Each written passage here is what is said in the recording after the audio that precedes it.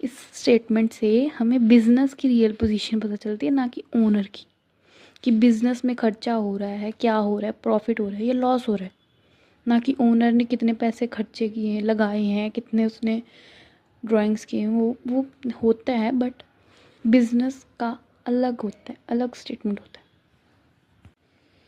Money measurement concept. Second point, this concept states that only those transactions which can be measured in terms of money are recorded in accounting books. इसका मतलब ये है कि हम सिर्फ वही transactions record करते हैं इसमें जो कि हम मनी के फॉर्म में मेजर कर सकते हैं। These concepts state that only those transactions which can be measured in terms of money are recorded in accounting books.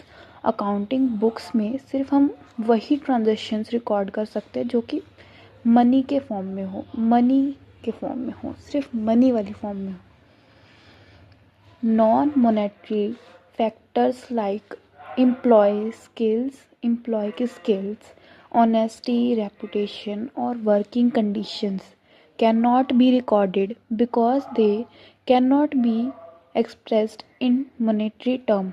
Money के टर्म में हम उन्हें एक्सप्रेस नहीं कर सकते, तो हम नॉन मॉनेटरी फैक्टर्स जैसे कि एम्प्लॉय की स्किल या उसकी ऑनेस्टी, रेपुटेशन या वर्किंग कंडीशंस, इन सब को नहीं रिकॉर्ड कर सकते। हम इन सब को इसीलिए रिकॉर्ड नहीं कर सकते क्योंकि ये मनी टर्म्स में हम एक्सप्रेस ही नहीं कर सकते।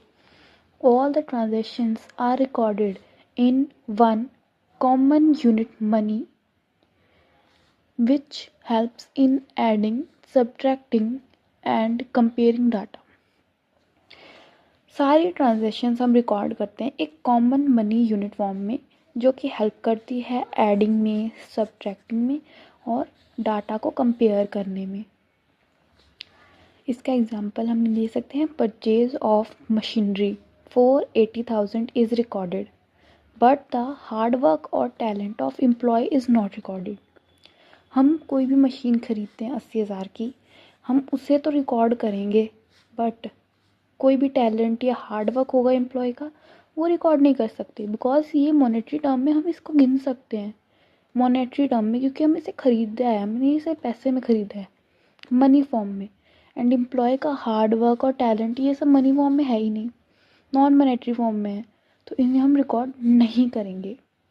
Importance, it makes accounting information quantifiable